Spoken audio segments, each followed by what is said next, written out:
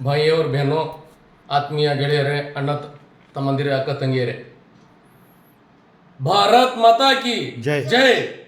भारत का संविधान की जय। ನೀವೆಲ್ಲರೂ ಭಾರತ್ ಮಾತಾ ಕಿ ಜೈ, ಭಾರತ್ का ಸಂವಿಧಾನ का ಜೈ ಅಂತ ಯಾರು ಕೂಗಿದ್ದೀರಿ, ತಾವೆಲ್ಲರೂ ದಯವಿಟ್ಟು ಮೇ 7ರ ಈ ಚುನಾವಣೆಯಲ್ಲಿ ತಾವೆಲ್ಲರೂ ತಪ್ಪದೆ ಮತ ಮಾಡಿ। आप सब भाइयों और बहनों, आप सब मिलके वोट पहले डालना चाहिए। ಎಲ್ಲರೂ ತಪ್ಪದೆ ಮತದಾನ ಮಾಡಿ। ಎರಡನೇದಾಗಿ, ಈ ಭಾರತ ದೇಶ ಸಂವಿಧಾನ ಬಾಬಾ ಸಾಹೇಬ್ ಅಂಬೇಡ್ಕರ್ ಅವರು ನಮಗೇನು ಕೊಟ್ಟಿದ್ದಾರೆ, ಅದರಲ್ಲಿ ಪ್ರತಿಯೊಬ್ಬರಿಗೂ ವೋಟ್ ಮಾಡೋದು ನಮ್ಮ ಹಕ್ಕು। ರೈಟ್ ಟು ಇನ್ಫಾರ್ಮೇಷನ್ RTI ಇದೆ, ರೈಟ್ ಟು ಎಜುಕೇಷನ್ RTE ಇದೆ, ಅದೇ ರೈಟ್ ಟು ವೋಟ್ ಮಾಡೋದು ನಿಮ್ಮ ಹಕ್ಕು। ಅದು ಜವಾಬ್ದಾರಿ, आप सबकी जिम्मेदारी है, रिस्पॉन्सिबिलिटी है। आप ज़रूर वोट डालना चाहिए। ये डॉक्टर रियाज बादशाह शिकारीपुर शिवमೊಗ್ಗ से मेरी विनती है, ನನ್ನ ಮನವಿ ನಿಮಗೆಲ್ಲರಿಗೂ, ದಯವಿಟ್ಟು ತಾವೆಲ್ಲರೂ ಮತದಾನ ಮಾಡಿ।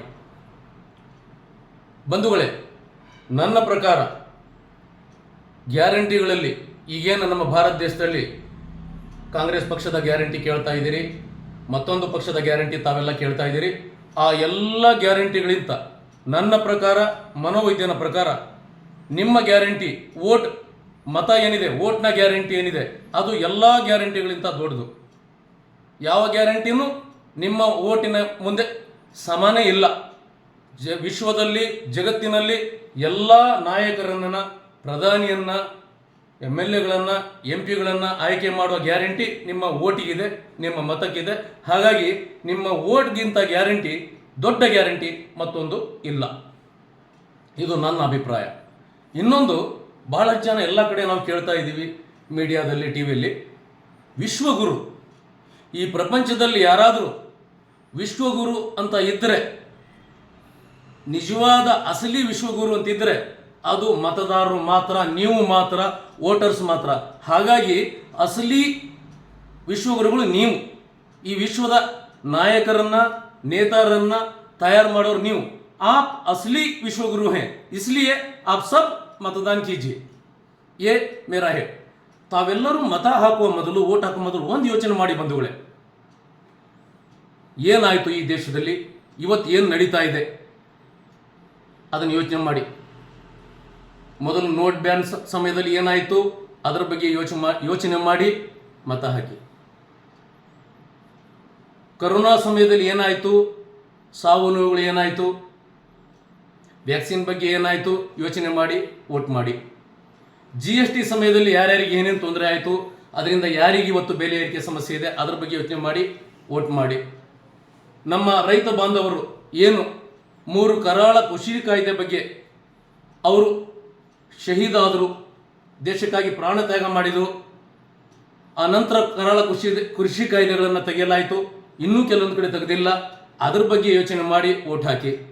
ಇವತ್ತಿನ ಪರಿಸ್ಥಿತಿಯಲ್ಲಿ ನೀವು ಯಾವ ಹಂತದಲ್ಲಿ ಇದ್ದೀರಿ, ನಿಮ್ಮ ಬದುಕಿಗಾಗಿ ಏನು ಹೋರಾಟ ನಡೆಸ್ತಿದ್ದೀರಿ, ಯಾರು ನಿಮಗೆ ಬದುಕುವ ಹಕ್ಕನ್ನು ಕೊಟ್ಟಿದ್ದಾರೆ, ಈ ದೇಶದಲ್ಲಿ ಮತ ಹಾಕುವ ಹಕ್ಕನ್ನು ಕೊಟ್ಟಿದ್ದಾರೆ, ಅದ್ರ ಬಗ್ಗೆ ಯೋಚನೆ ಮಾಡಿ ನಿಮ್ಮ ವೋಟನ್ನು ಹಾಳು ಮಾಡಬೇಡಿ। ದೂರ ಇದ್ದೀನಿ, ಪುರ್ಸೊತ್ತಿಲ್ಲ, ಆಮೇಲೆ ಹಾಕೋಣ, ನನ್ನ ಒಂದು ವೋಟಿಂದ ಏನಾಗುತ್ತೆ ಅಂತ ಅಲಕ್ಷ್ಯ ಮಾಡಬೇಡಿ, ದಯವಿಟ್ಟು ವೋಟ್ ಹಾಕಿ। ಆ ಒಂದು ವೋಟಿಗಿರೋ ಶಕ್ತಿ ಇದೆಯಲ್ಲ, ನಿಮ್ಮ ಒಂದು ವೋಟಿಗಾಗಿ ಎಲ್ಲರೂ ಇವತ್ತು ನಿಮಗೆ ಕೈ ಮುಗಿತಿದ್ದಾರೆ, ಕಾಲಿ ಬೀಳ್ತಿದ್ದಾರೆ, ನಿಮ್ಮ ಮಗುವನ್ನ ಸಿಂಬಳ ಹೊರಿಸ್ತಿದ್ದಾರೆ, ಅಕ್ಕ, ಅಣ್ಣ, ತಂಗಿ, ತಾಯಿ ಅಂತ ಹೇಳ್ತಾ ಇದ್ದಾರೆ। ಈ ಚುನಾವಣೆ ಮುಗಿದ ಮೇಲೆ ಯಾರೂ ನಿಮ್ಮ ಹತ್ರ ಬರೋದಿಲ್ಲ। ಹಾಗಾಗಿ ನೀವು ಇವತ್ತು ಈ ಸಂವಿಧಾನದ, ಪ್ರಜಾಪ್ರಭುತ್ವದ ಪ್ರಭುಗಳು, ಇವತ್ತು ಮತದಾರರು, ದಯವಿಟ್ಟು ತಾವೆಲ್ಲರೂ ಮತ ಹಾಕಲೇಬೇಕು। ಇನ್ನೊಂದು, ಈ ಜಗತ್ತಿನಲ್ಲಿ ಸಾಕಷ್ಟು ಬಾಬಾಗಳಿದ್ದಾರೆ, ಗುರೂಜಿಗಳಿದ್ದಾರೆ, ಸ್ವಾಮೀಜಿಗಳಿದ್ದಾರೆ।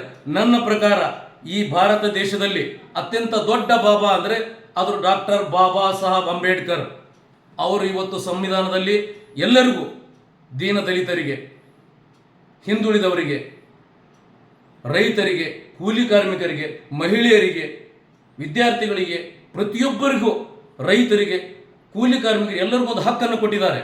ಆ ಹಕ್ಕು ಇವತ್ತು ಸಂವಿಧಾನ ಇಲ್ಲದೆ ಇದ್ದರೆ ನಾವು ಯಾರೂ ಕೂಡ ಈ ಪರಿಸ್ಥಿತಿಗೆ, ನಾನು ಕೂಡ ಒಬ್ಬ ಡಾಕ್ಟರ್ ರಿಯಾಜ್ ಬಾಷಾ ಆಗ್ಲಿಕ್ಕೆ ಸಾಧ್ಯ ಇರಲಿಲ್ಲ।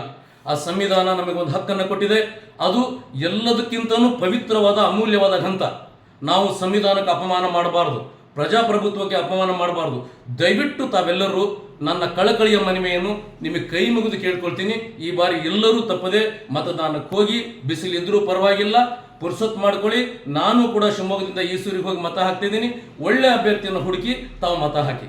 ನೀವು ಯಾರಿಗೆ ಮತ ಹಾಕ್ತೀರಿ ಬಿಡ್ತೀರಿ ನಿಮ್ಮಿಷ್ಟ, ಆದರೆ ಮತ ಮಾತ್ರ ತಾವು ಹಾಕೋದು ಮರಿಬಾರ್ದು. ತಪ್ಪದೆ ಮತದಾನ ಮಾಡಿ.